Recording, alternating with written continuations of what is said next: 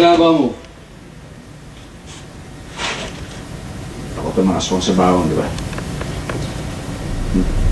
Hindi nga ako aswang.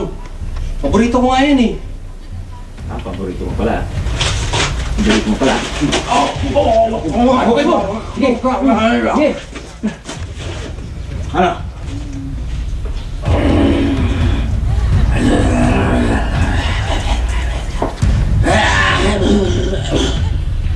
Pag ako naging aswang, ikaw una kong kakagatin. Ah, gano'n? Makoy, tinginan mo nga si Bart! Aswang yan eh! Eh, wala nga itong kalaban-laban sa'yo, ha? Sabay na kami halos lumaki niyan. Mas kilala ko pa siya kaysa sa'yo, okay? Hindi, aswang yan! Ayan ang isa sa mga behind the scenes. Daw, inilagay mo lahat ng chichirya sa bibig ni Ramon. Ano nangyari dito? Sabi naman ninuno natin, effective daw talaga yung bawang material na yan. Pero ito hindi lang pangkaraniwang garlic, di ba? Mukhang masarap na bawang yan. Parang chichirya, chichirya version. Yeah. And actually, ako lang, impression ko lang ito as an actor. Talagang dapat siguro panoorin itong pelikulang ito. Kasi challenge sa mga artista. Si Don, kasi I think nakikipag-away ka doon, umaarte ka nang wala kang kaaway, hindi ba? Yeah. So, effort yun. Magaling na artista ang gagawa noon. Si Lovie, buntis na pumaparil. Di ba? Oo nga eh. Action eh, no? May thriller, parang may horror, may drama din ba? May konting comedy? Actually, halo-halo nga lahat. Aside from the fact that it's scary and may effects, nakakatawa din siya.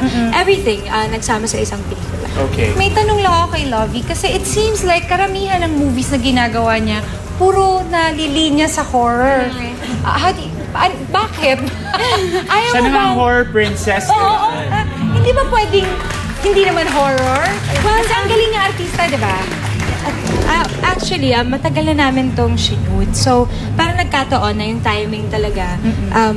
Sunod-sunod yung horror films. But then, I'm not complaining at all to be part of this film. It's just, I feel really good na kasama ko dito. Kasi parang, this will set a standard. Parang it's a step forward. So, I'm happy na kasama ko dito. At saka within those 20 months, ang dami na rin nagawang side project siguro nila. At saka siguro sa isang horror film, magandang ilagay yung magandang babae sa isang horror film. Na kasing ganda Sa tabi nila. ng mga aswang. Diba? Okay, eto na ang ating clip number 2.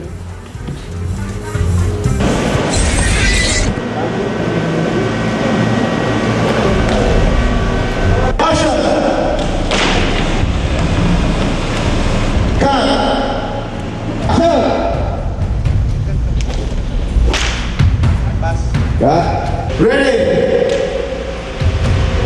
Roll music. Roll next. 3, 2, 1, action.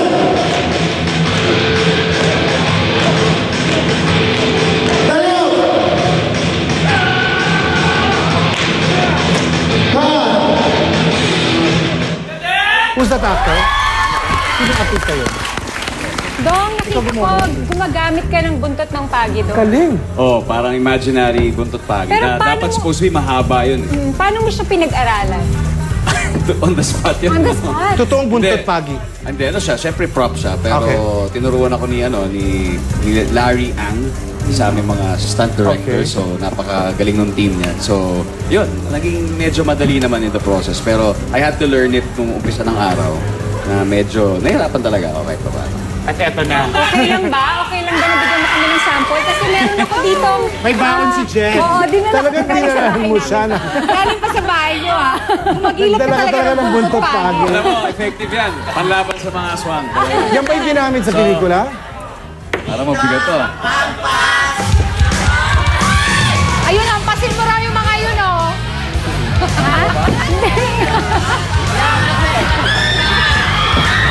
You did good.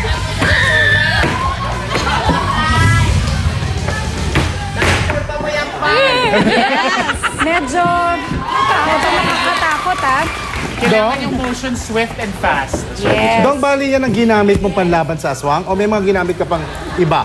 Yun lang yung pinaka-main na ginamit ko. Pero yung ibang characters may kanya-kanyang baon na sandata. Sobrang interesting. So hindi lang yan ang ginamit panlaban? Hindi lang yan, hindi lang yan. Pero sabi Si nila Lavi yung nga. pinaka-powerful na paglaban. Bukod Si sa... Lavi baril eh.